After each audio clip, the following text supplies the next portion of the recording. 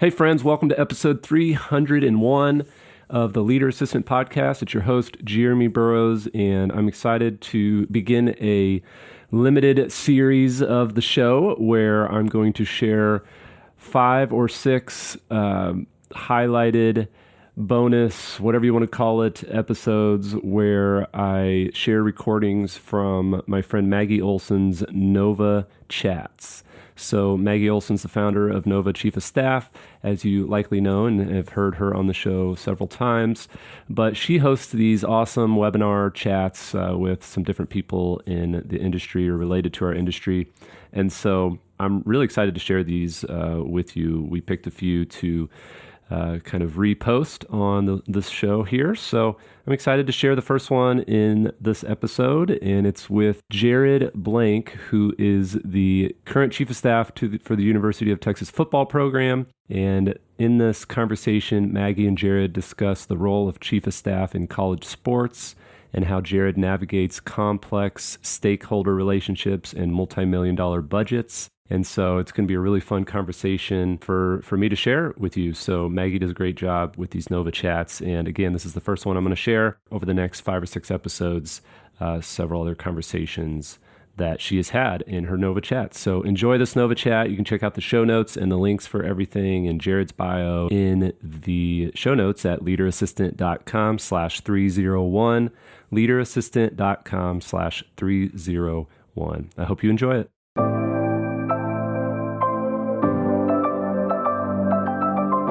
The Leader Assistant podcast exists to encourage and challenge assistants to become confident, game-changing leader assistants.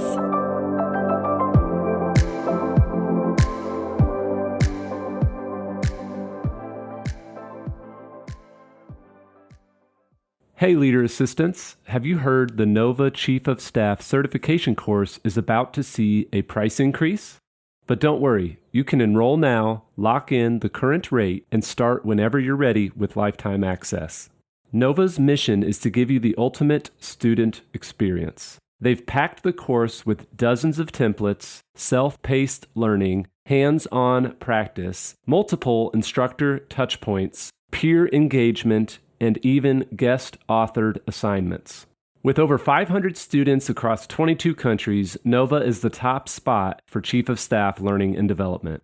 Don't wait. Enroll today and join the community at leaderassistant.com/Nova. Welcome, welcome. If you're just joining us, welcome to our Nova Chat with Jared Blank. Feel free to come on into the virtual room. We'll get going in just a couple minutes. This is so exciting. If you've been on a Nova Chat with us before, and we'll do introductions here in a minute, you know that I like the icebreaker questions to have something to do with food. So I was thinking what would be really fun is if everybody comments with their location, hi Brandon from Houston, and their favorite restaurant in their city. So you have to list where you live because this is going to help other people. Your favorite restaurant in your city, maybe you say like casual or like kind of fancy or a fish or whatever you want. But like I'm going to take notes because I like to travel and find really good restaurants. So favorite restaurant, where you're located. Wow, it's already coming through. This is amazing. Jared, what's your favorite restaurant in Austin, Texas? Oh my gosh, there's so many great places out here. Well, one place that our staff loves to we do our like weekly meetings sometimes. We just get offsite. We go to the Chiba Hut, which is a sandwich spot, which seems to be a crowd favorite out here. Chiba Hut. Okay, well, we'll have that and Cabo Bob's is probably the big two that we What's go the to. other one? Cabo Bob's. What is that? It's like it's kind of like a Chipotle style restaurant. Okay, amazing. Well, look at all these. Look at all this. I feel like all of our attendees are just going to be taking notes from the chat this whole hour. What about you? What's your favorite spot? Well, I recently moved to Lincoln, Nebraska. Recently, as in 2 years ago. Lincoln, Nebraska from Seattle, Washington. So the food here leaves a lot to be desired, unfortunately.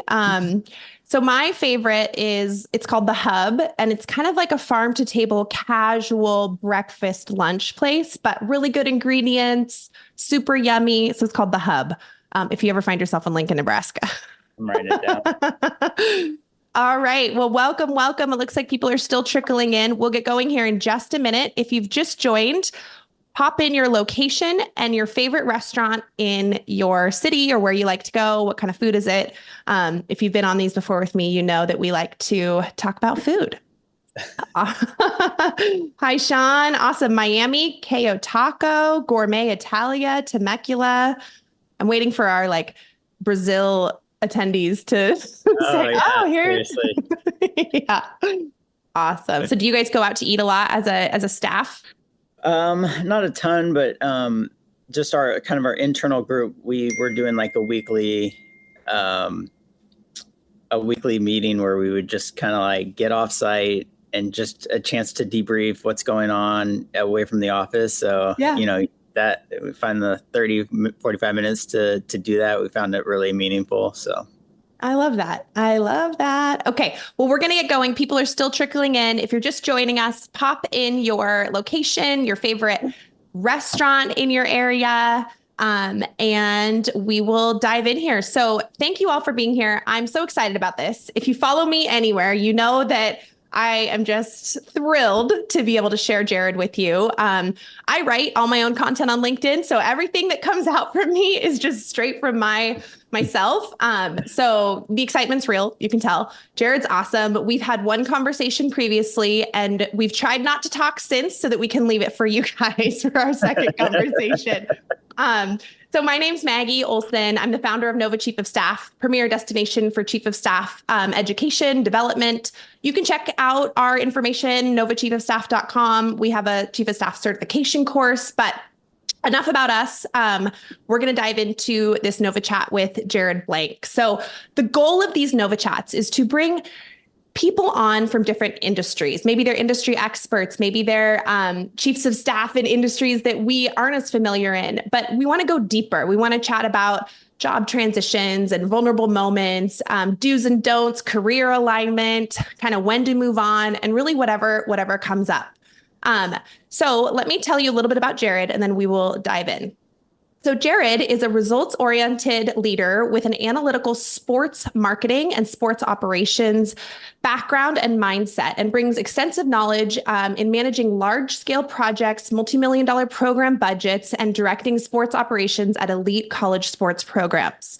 Jared's experience as a program director spans nearly 2 decades, working with a wide range of people from all walks of life, including students, parents, corporate execs, athletes, nonprofit organizations, and high net worth individuals. Currently, he's serving as Chief of Staff for the University of Texas football team's head coach, Steve Sarkisian. And Jared is also working to raise half a scholarship, $12,000 for Park Academy. So his Running the Distance scholarship will provide the opportunity to students who otherwise would not be able to attend our school, which is structured specifically to help students with dyslexia. So I love that Jared is running for a cause, that he's actively out there promoting and fundraising. And Christina from my team under Nova Chief of Staff, you'll see her in the chat today. She's going to post a link where we can donate to Jared's partial scholarship to the Park Academy. And I haven't told Jared this yet, but what they raised today from this Nova Chat, Nova Chief of Staff is going to match. So pop in there, find the link, donate what you can, and we will match it on behalf of Jared. So thank you guys. We're excited to have Jared here, and we know it's a free event. So if you have anything you can donate a few bucks, we'll totally match.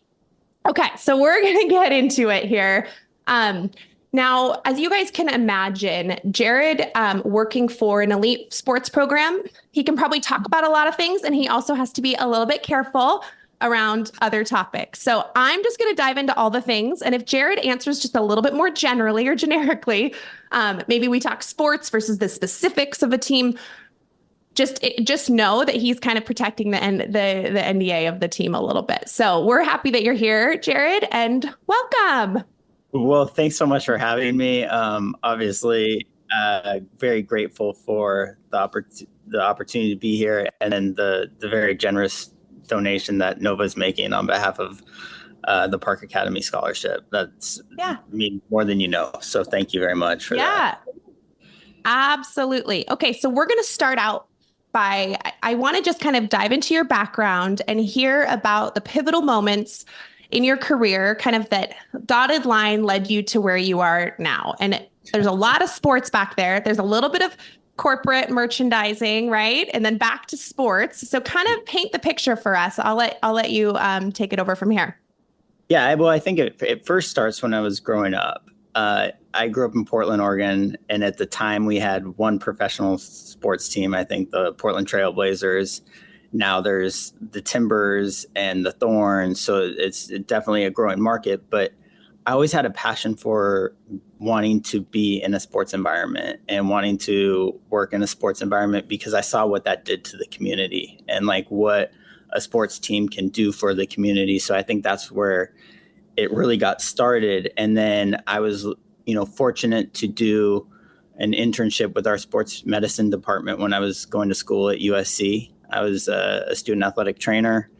And then from there, got an internship working in the football office with our director of football ops at the time, Mark Jackson, who's now the AD of Villanova. And then basically 2 days after I graduated, a job opened up as a recruiting operations role with USC. So that's where it really all got started, and being able to kind of see what that sports environment was like. Yeah. Oh my gosh. Did you just feel so lucky that like you graduate and there's this job in sports waiting for you right there? Yeah, it was. I was super grateful for that. You do internships, you do all these things, and then to actually land a role, I was super lucky. And the timing just worked out really well with that. Were you an athlete growing up? I did soccer and track growing up in high school, and then always kind of used running to deal, being dyslexic myself, running was kind of an outlet for me to deal with the frustrations of learning life, and all that came with it. So movement was always a big piece to everything I did. And then that plus sports. So I don't know if I would say athlete, but definitely I was always moving around for sure. You're like, well, I'm around athletes all the time and I just can't put myself in the same bucket. I'm sure you're an athlete. Yeah. But you played, right? You played volleyball in college? Yeah. I played volleyball in college. I was on a super competitive team in high school. My club team, we finished 9th in the country at the Junior Olympics. And most of my teammates went on to play at the University of Washington, and they won the national championship that year. Courtney Thompson was the setter. Yeah. And so I went to a different school. I was like, I'm not going to walk on. I mean, I had some moments of regret, but it all works out because my studying that I went into in my different school was really relevant. But yeah, I feel like you just learn so much as an athlete too that comes out through in professional environments, and we should talk about that a little bit. Like, do you feel like you're who you are from being around athletes and training athletes and growing up running, that you just handle things completely different than you would otherwise, having not had that athletic background? Yeah, totally. I think, I got into endurance sports post-college, and doing long runs and being out in environments for hours on hours. I feel like you really do dial into who you are as a person. And then I think that definitely goes into, especially working in the sports environment, you develop that sports mindset of like what an athlete goes through. And so having that combination of things was, I think, super valuable for me, especially coming back and working in athletics now. Yeah. Okay. I want to get back to your pathway to where you are now. So tell us what happened after, you graduated and found that role. Then where did you go? What was your story after that? Yeah. So I was working on various recruiting projects. And at the time, you weren't allowed to evaluate talent being in the recruiting office, but you could edit film, or you could take the direction of a coach. A coach might say, hey, I want to see all the clips of this quarterback. So at the time it was VHS to VHS. So you're like in there for long periods of time doing these edits, and really kind of started to learn the recruiting landscape as well as, do some projects from an operations standpoint. So there was really that combination of things. And then I got the opportunity to go to the University of Washington. So we have that Seattle connection. With Steve Sarkisian when he took the head job there. Was there for 5 years. So I started as director of player personnel, doing, again, kind of taking what we'd been doing at USC at the time and then transitioning that to more of a director role up at Washington, and then became director of football operations in 2012 when we were still there, and worked 2 years there before coming back to my alma mater at USC as director of football operations. Okay, so did you kind of were brought with Sarkisian through a few of his moves, and that's how many of your transitions came about? Yeah, so it was USC to UW back to USC. So I followed him through there. Okay. And then there was a moment where you left the sports industry. So yes, I left the sports kind of. Kind of. So here's what happened. And I've been following this race that I saw on TV called the World Marathon Challenge. I saw it on the couches where one person runs 7 marathons in 7 days on 7 continents. And I just thought it was like the coolest thing ever. And I told my family I'm going to do this one day, and they all thought I was nuts. And it got to a point in my career where I had felt like I'd done everything from an athletic standpoint, working in the sports environment, and decided in 2017 to leave USC and go train for the World Marathon Challenge. Incredible. And you did this fundraising for dyslexia. Yeah. And I didn't know how this was going to work at the time. How did it work? How do you do this in 7 days on 7 continents? How do you even get there? Well, it's all part of one race. So that part I actually knew, but I didn't know how it was going to connect to dyslexia. I always wanted to do something for the dyslexia community. I felt, I never knew that many people dyslexic growing up. And really a lot of the time you're kind of feeling alone in that space. And so as I was going along in this training, I was learning more and more about dyslexia and how many people were impacted and how it is a systemic problem, especially in our country, and how it leads to poverty and how it leads to the prison population. And I was like, I need to do something here. And I was able to, fortunate, I didn't know them at the time, but I reached out to the International Dyslexia Association, connected with my local Oregon branch, and told them that I wanted to help raise awareness and funds. And we created a project. We created this as part of the World Marathon Challenge, and we're able to raise $50,000 for the International Dyslexia Association that was going through this training.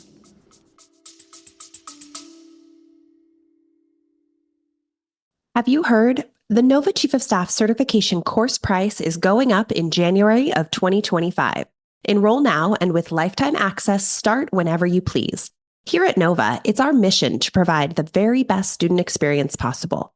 Our course is chock full of features and resources designed just for you.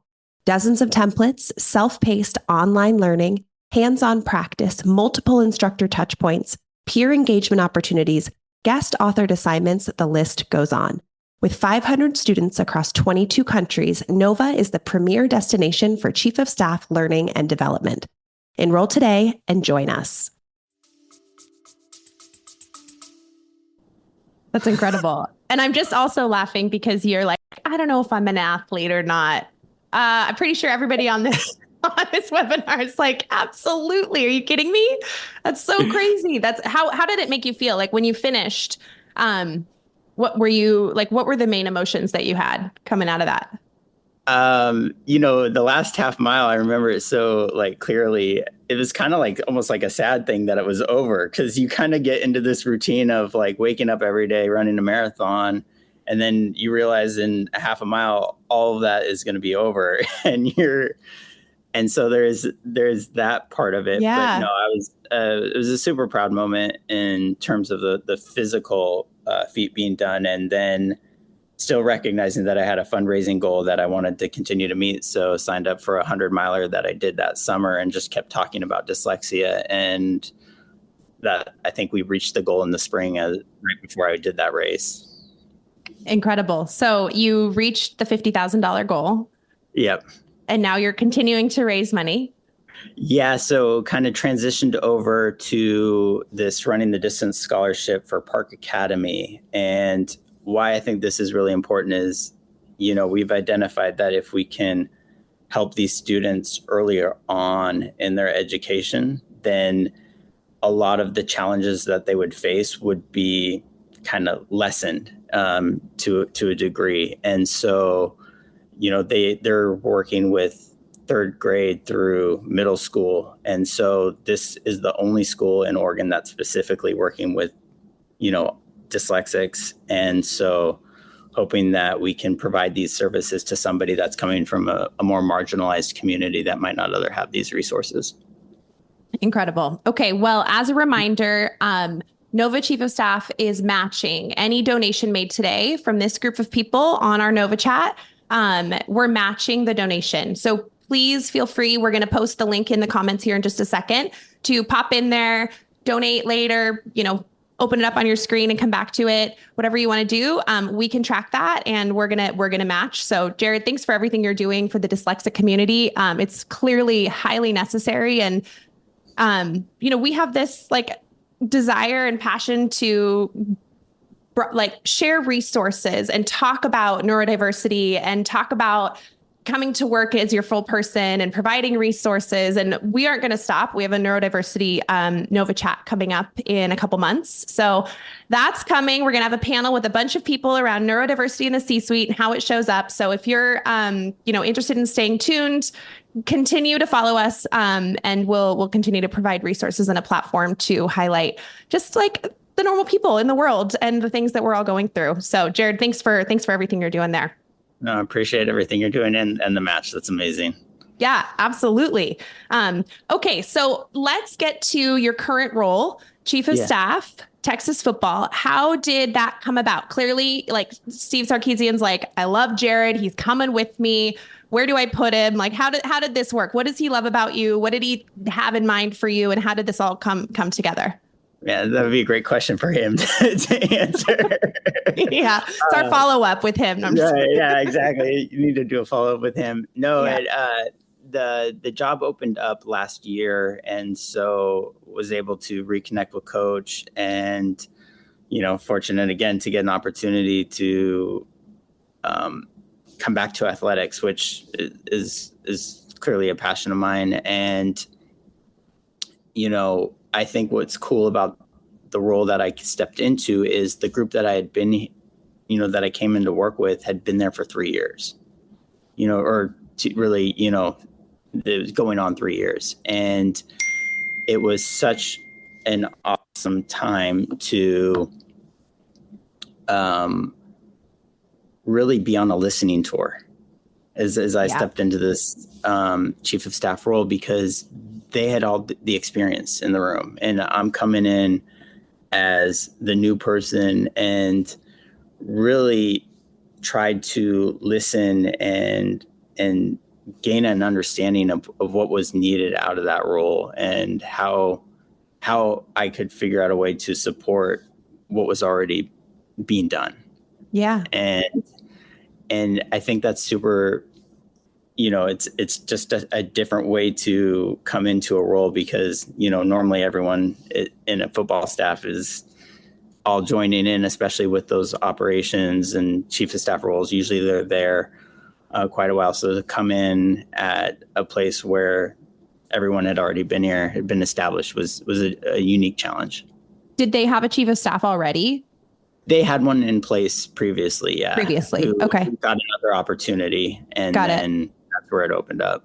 Yeah. What's interesting when you say that is it's pretty common in the chief of staff world, because the role's massively on the rise and people are, founders are telling their friends about it. You need a chief of staff. It's pretty common for a chief of staff to enter into an environment that's never really had a chief of staff before. And so just like you're saying, it's like the listening to her, the observing, absorbing, figuring out everything that's going on.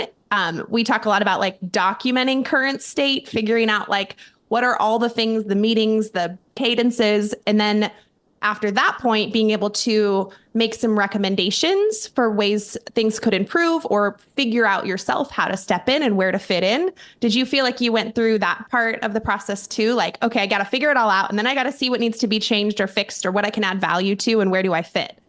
Yeah, I think totally. I mean, I think, right, listening to what people usually generally know what they need. And I think just taking the time to kind of listen to I always think that the people in the room have the answers. And so it's usually asking the questions that allow those answers to come about. And so I think, to your point, like figuring it out in terms of listening, paying attention, observing, asking questions. And then the next question I always ask is, how can I support? How can I be of service to the people in the room? And how can I help elevate? Because if you're doing, I feel like as a chief of staff, if you're doing your job right, you're elevating and helping other people shine in their own roles. Like that's how I've looked at this. So say that one more time, because I know this is what you believe the purpose of the chief of staff role is. So what do you believe the purpose of the chief of staff role is?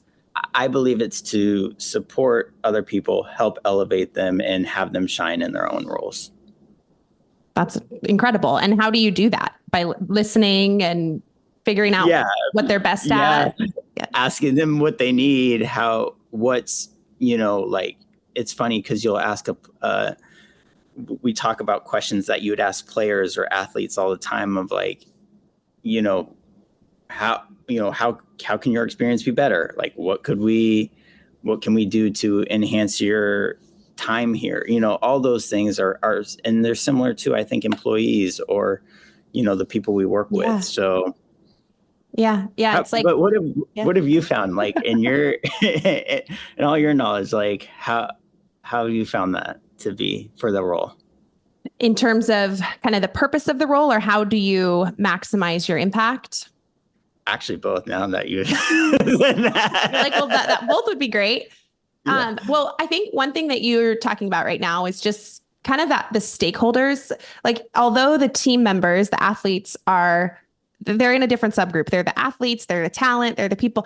It feels to me just like a corporate environment that they are your stakeholders, just like your customer and the customer experience. And for us at Nova, student experience, for you guys, athlete experience. If you care ultimately the very, very, very most about people and their experience, like regardless of what they're doing, athlete, student, customer, I think that you have a winning combination. And if you keep that at the forefront, my background comes from companies like Nordstrom and T-Mobile that puts the customer at the forefront of everything they do, and they care about their employees a lot.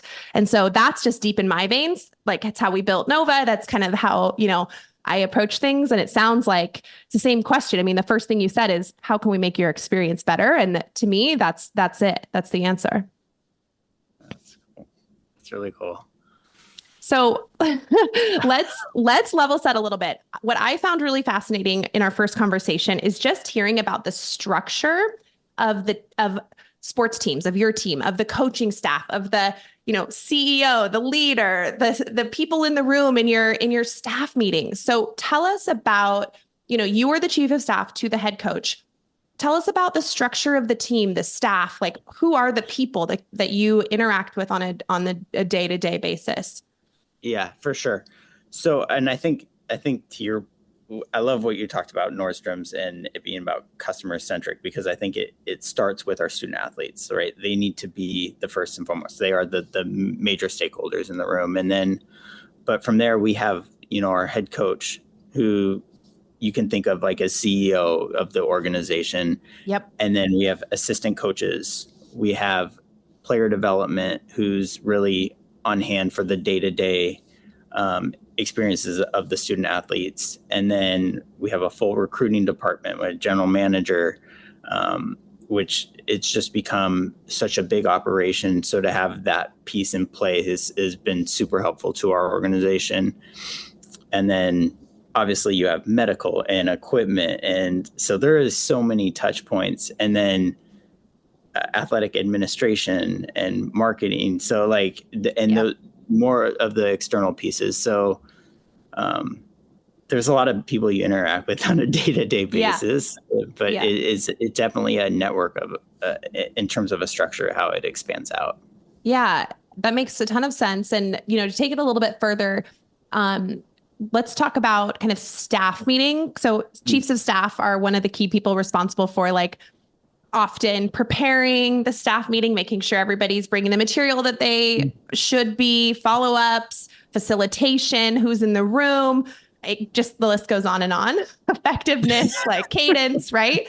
And that's the same for you, right? And who are kind of the key staff? It's like it's the, head coach, their coaching staff, right? And then athletic director, a few others. Yeah, there's definitely those pieces. And I would say like, so sports, and it totally makes sense in a business world where the chief of staff would have that role. And I think within an athletic team, it expands out a little bit because you have so many variants. Like you might have, our general manager might be running the meeting with the recruiting director of recruiting, like they'll be bringing some of those supplies or providing the meeting materials for those at certain points, depending on what we're meeting on. It's going to look a little bit different if we're getting ready to prepare for a game where the operations team might be providing those materials versus, if staff's breaking out and they're talking football, then it's going to be the offensive coordinator or the defensive coordinator. So you're always going to have different people just from my experience working in football, you're going to have different people leading those charges depending on what the topic of the day might be. And we also have compliance and academic meetings. So everyone's kind of, and that's what I love about being in an athletic environment is you're seeing all these people shine in their own ways. Like they're getting to be at the forefront of these meetings. They're leading them, providing the information, necessary data points that, direct how our organization is going to move. And what is your part as chief of staff in all of that, specifically with the meeting management and getting people there and other people are presenting, but what's your part? It could vary. I would say it varies on a day-to-day. Like it might be making sure everyone is in the room and helping. We have a great program director here, so working hand in hand with her to make sure that we're on top of things and working hand in hand, side by side, and making sure that we've communicated everything to all the necessary parties and that coach has everything he needs. So I think it's definitely a collective work of just, again, supporting all these outlets that are leading charges and making sure that we're all pulling in the same direction because we're all here to accomplish really the same goal, which that to me is the fun part. Yeah. Okay. So I want to get a little more like tactical. Like what does a day in the life look like for you? What are you working on? What are you preparing? What are you part of? What are you leading? Yeah, it can vary. Like it can be totally random, which is normal. What I love. So there was one day, and I was thinking, because I knew this question was going to come up. There was one day where we were helping somebody find a belt, where we were, and it didn't fit. So we were like, okay, well, as the ops team, like, can we poke another hole in that belt and get the equipment set to then go into a budget meeting, to then sitting in on a staff meeting that's going over practice, so it can be completely random. But typical day, like during the season, we'll start with a staff meeting, making sure everyone is here accounted for, and then going through medical, going through personnel, making sure that what players are available to practice, that sort of thing. So we're kind of constantly doing due diligence, working with those different departments, and then we'll practice and then get off the field. Coaches will go watch film, and usually we're preparing to, whether we're have a home game or whether we're going away, we're working on that for like a game week. That would be kind of your typical day. Okay. And maybe another example from the off season, because I know your job is completely different on season and off season. So what could be different in the off season for you in a day to day? Yeah. So off season, that's usually when we're doing our coaches clinics. We're doing camps. So a lot of logistical work around those. We're also going on site visits, checking out, like if we're playing Michigan this year. We haven't stayed in Michigan, so we're doing a complete site visit of there, checking out the hotel, checking out the timing of going from the hotel to the stadium, what it's going to look like at the airport, meeting with the bus company out there, so you're building relationships with all of these counterparts that are really helping you carry the project of, getting to game day and back home safely. So we're doing that work as well as during the off season. Okay. Yeah, that's super helpful. I remember, when we first chatted, you talked a little bit about just anytime you travel, you have to get on the phone with a ton of people in the city that you're going to, from police to shuttles to like airplane. I mean, there's like so much that goes into that. And that is overseen by you and your team, right? You have a few people on your chief of staff team. Yeah, we have an amazing operations team.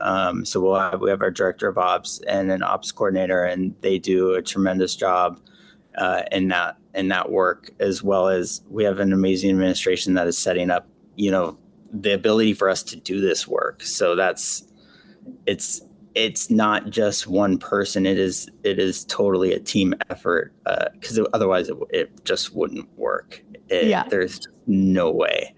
And then our program director is great with these road trips because coach will have obligations in doing media and certain things, and they take an active role in making sure all that stuff is getting done. So there's just a lot of parts to it. And so when we're doing these site visits, we're trying to figure out, okay, where is this event happen? Where is this media event going to happen? Where's the team meal going to be, to where is the training room set up? So all that is need to be planned out, because again, we're trying to put people in position for success. So if our medical staff doesn't have what they need, or is in a room that doesn't work for them, that's going to be a critical piece to us having a successful road trip.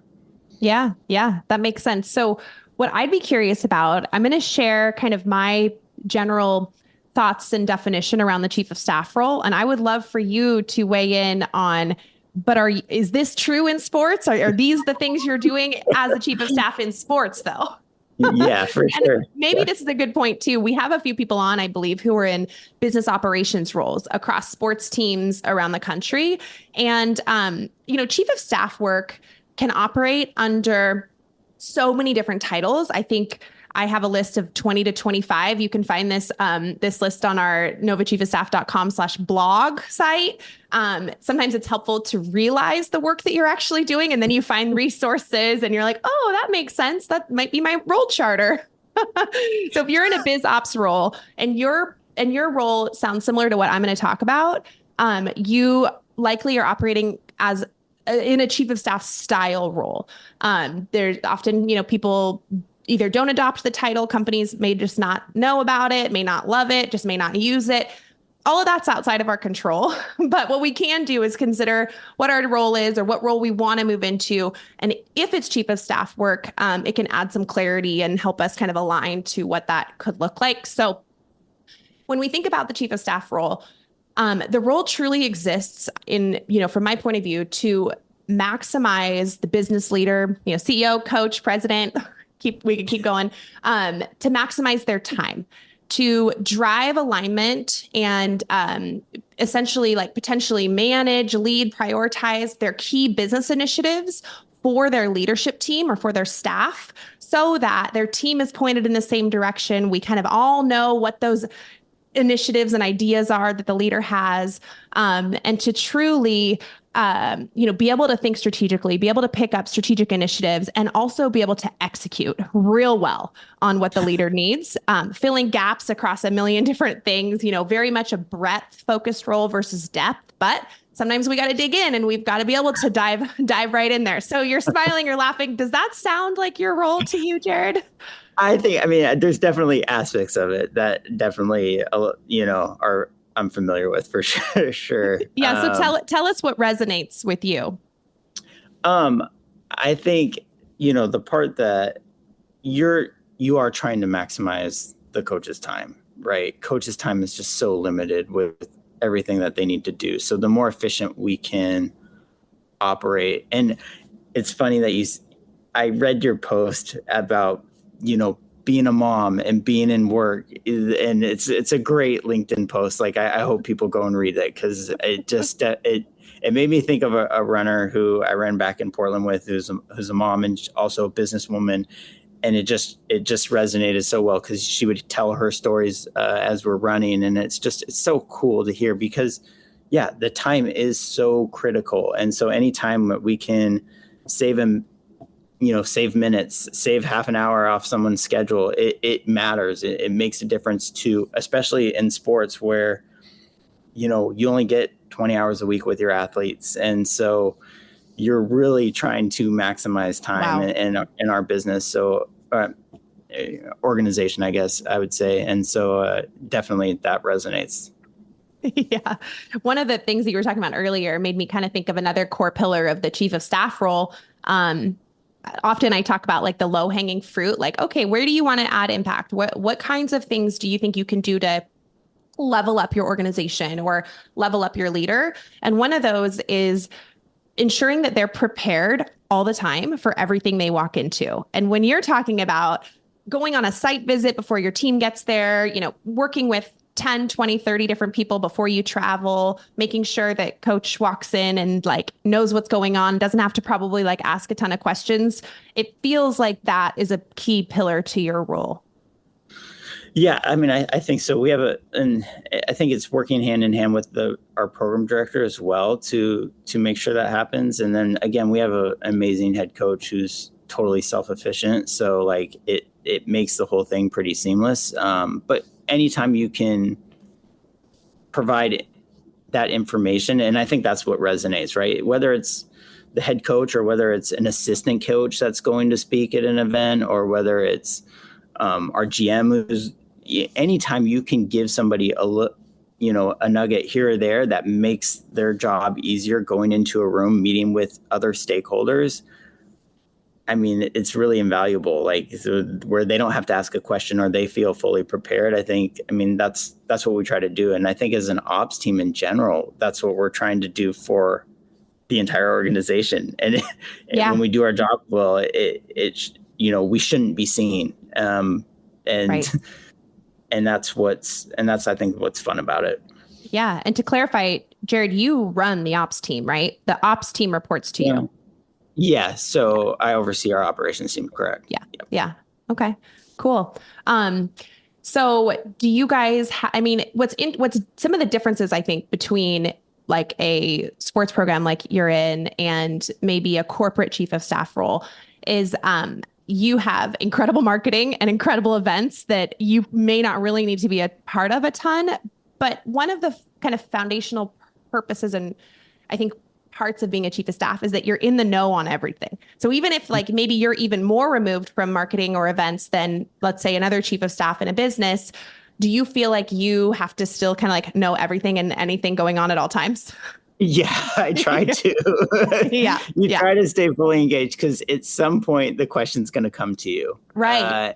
Or at some point somebody's going to have a question. So the more you can know, the more you can understand how events got put together or who's doing what at what events. I think that's, whether you have to talk to somebody who's working in the food or working in the timing of the event, or whether you're talking to somebody who's promoting the event, like knowing all those facets and how they get done, I think is super important as a chief of staff role, like probably probably across multiple businesses, but within sports for sure.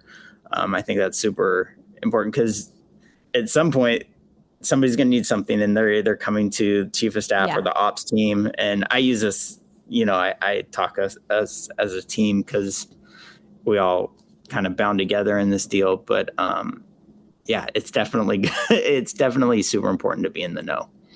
And I think with that, in my experience, the chief of staff also has to, like, yes, you're going to field a lot of questions, but there's also this portion of like providing the visibility into all the things. So yes, it's happening in marketing. Yes, it's happening in events. You kind of know what's going on, but are you responsible for providing visibility to people who might be even less connected than you to some of these areas? Like, are you giving one sheets or emails? Like, how do you make sure everyone's in the loop? Yeah, I think through email or text is just because of how kind of quick our industry is generally like how it's done. I do make reports. I think you talked about a segment where chief of staffs make a lot of reports that may not even get used. Chief PowerPoint officer. Yeah. Yeah. So there are those that exist in a file somewhere, so maybe they'll be useful down the road. But how's your experience been in that part of things? Like, I think it's like reflecting a bit on what are the most asked questions and so who's the core group that you exist to provide visibility to? And my guess is it's your core staff kind of meeting group, maybe. For sure. What are the main questions or things they need to know?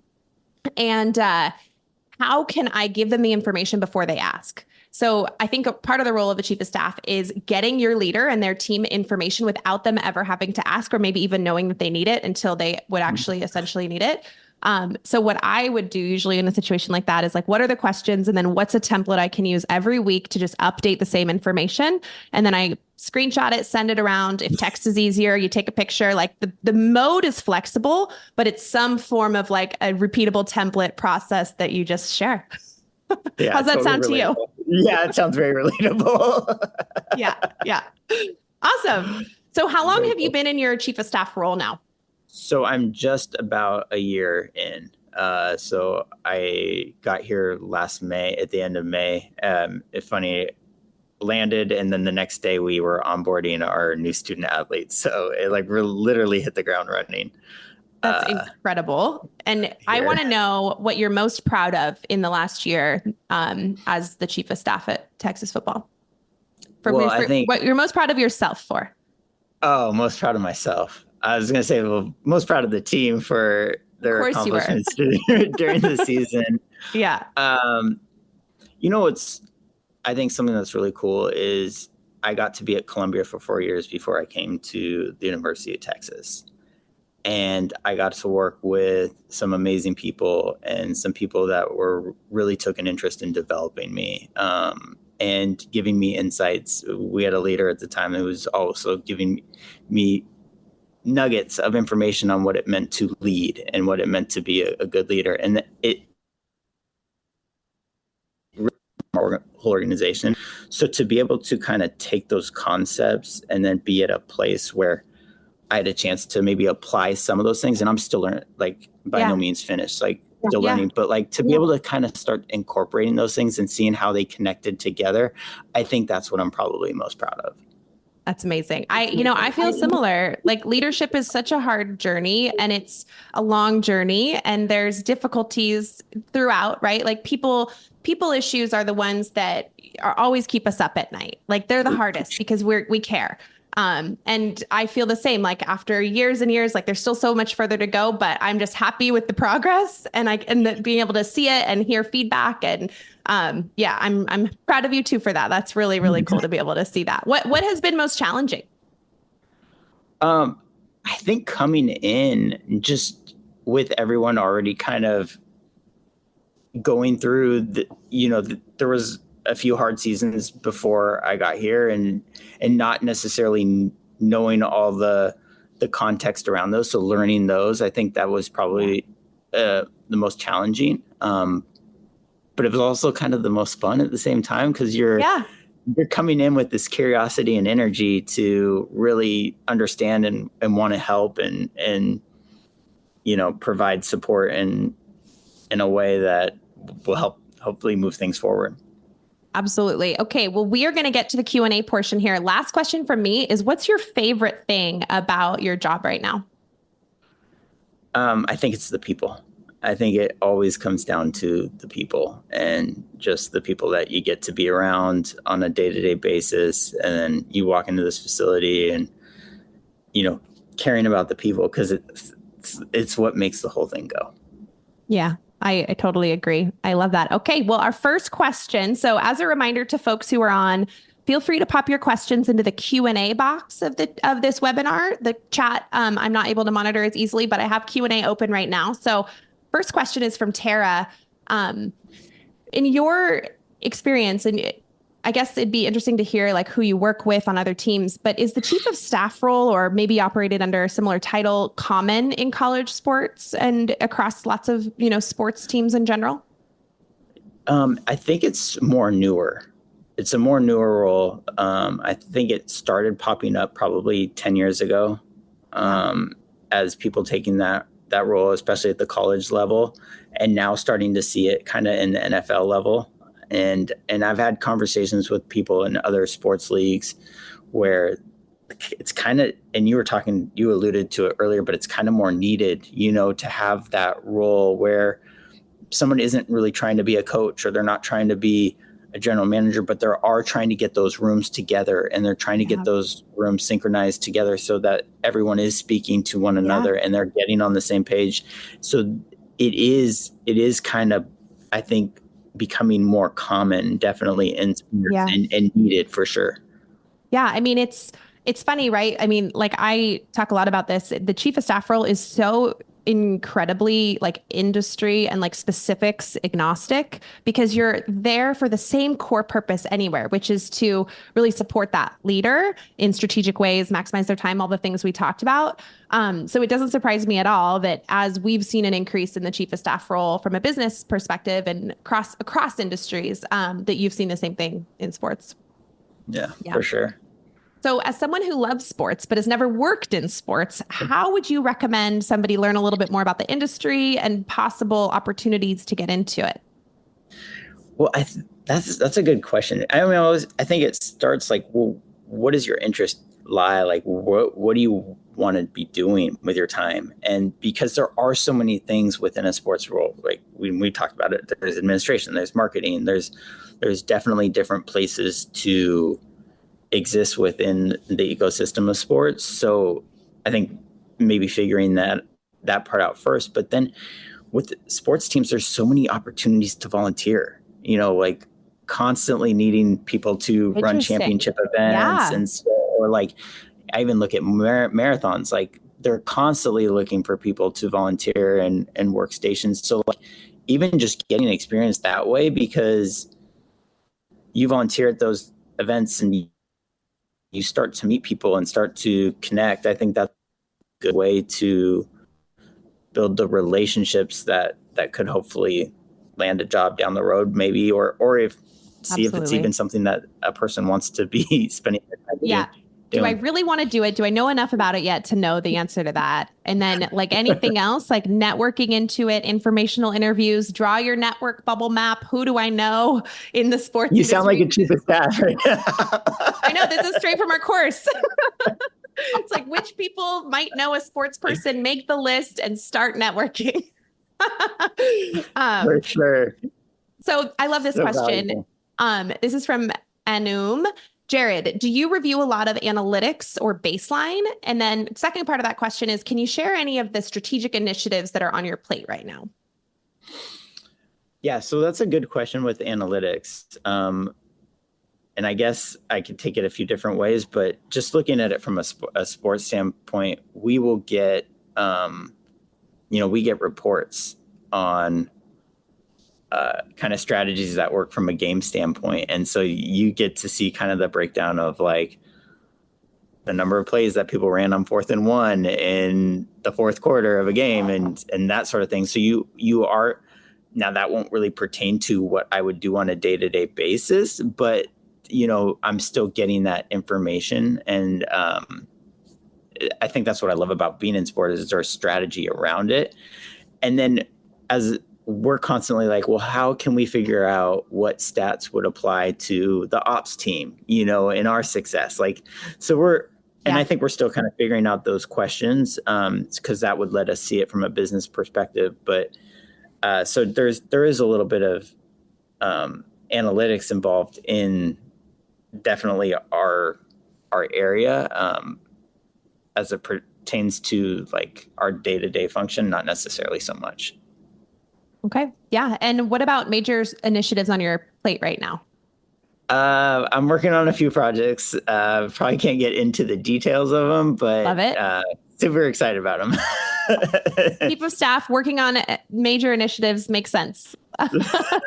Okay. So from our friend Sarah, what essentially she's talking about there's some major shifts happening in college athletics. How can the chief of staff position help team staff athletes like weather the storm in terms of the shifts happening in athletics? I think first being on top of them, understanding, we're constantly and maybe you can share, sorry, Jared, maybe you can share a little bit about the shifts happening and about the environment right now that Sarah's referring to.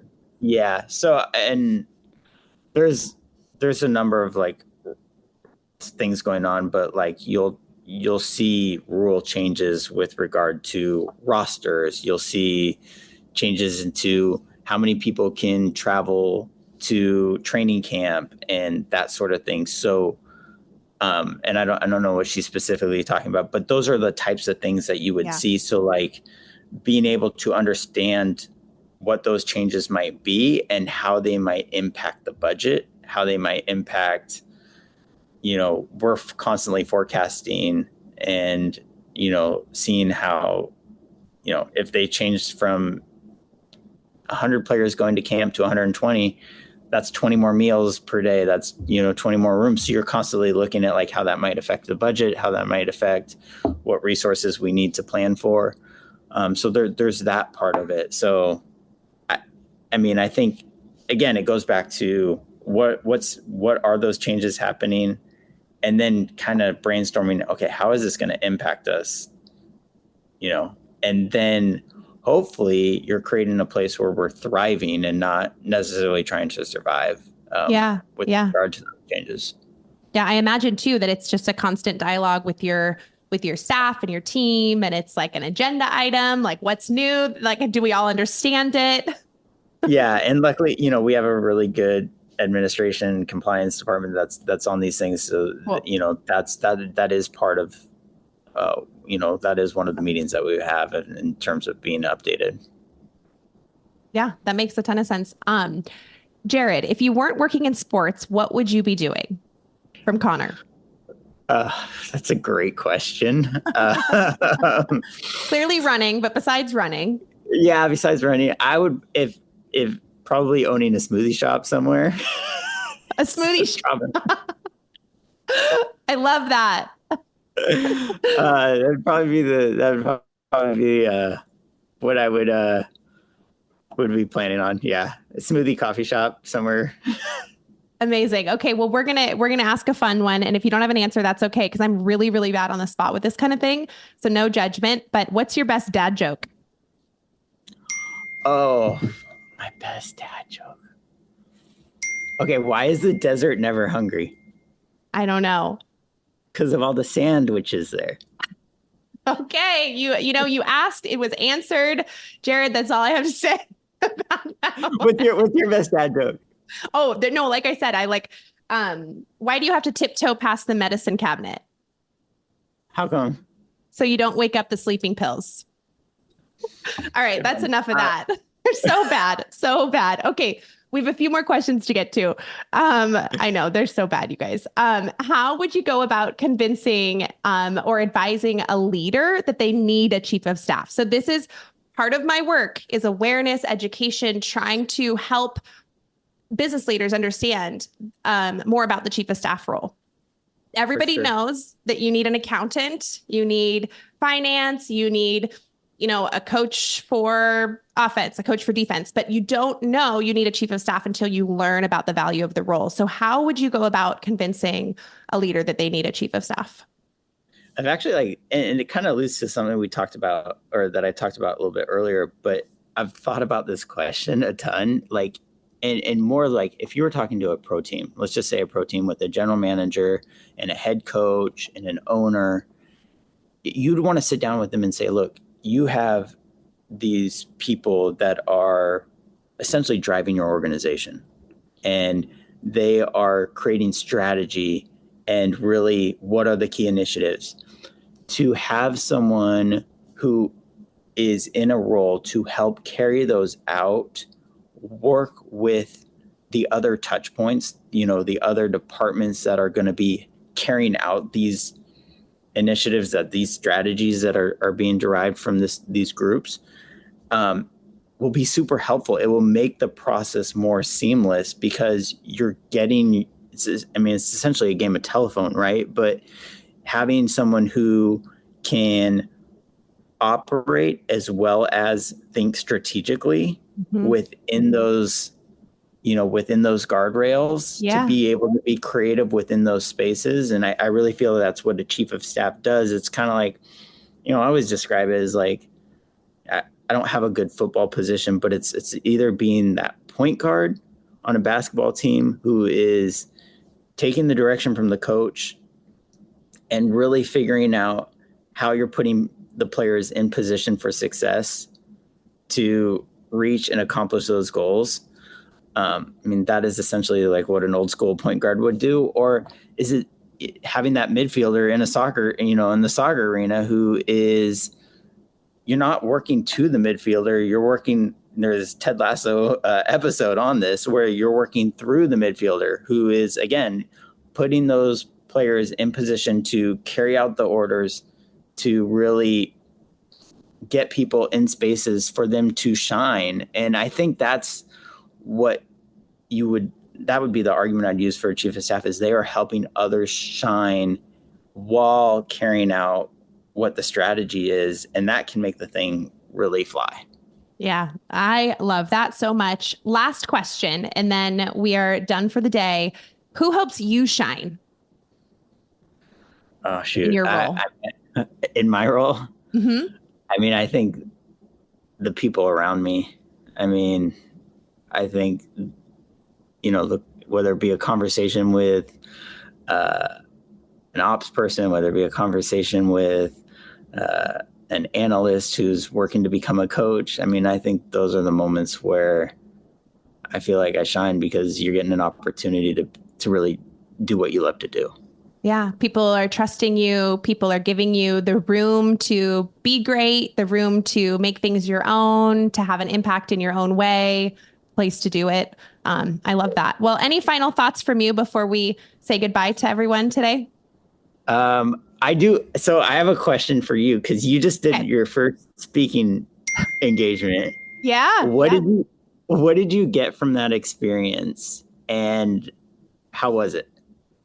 Well, yeah. So I just gave a keynote speech to this. It's a very generic title, but the admin conference down in San Antonio. And they found me. They asked me to come speak to them. I accepted. And I knew that I was not quite sure what I was going to walk into, and not quite sure that it was like something that I would love or like have time for.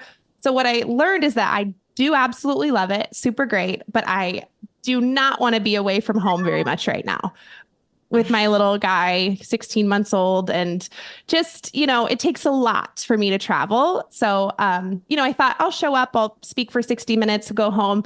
There's so much more to it. Preparing, traveling, thinking, practicing, like all of it. Especially the mind share of it. And the mind share, we have to add that in, the amount of time that we're thinking about something, that's preparing.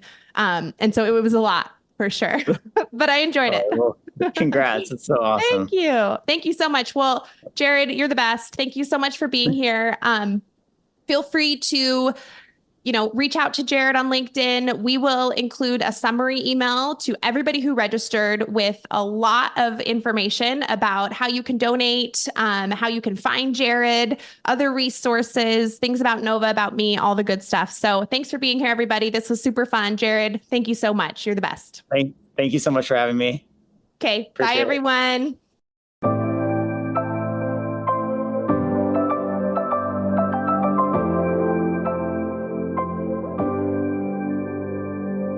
Please review on Apple Podcasts.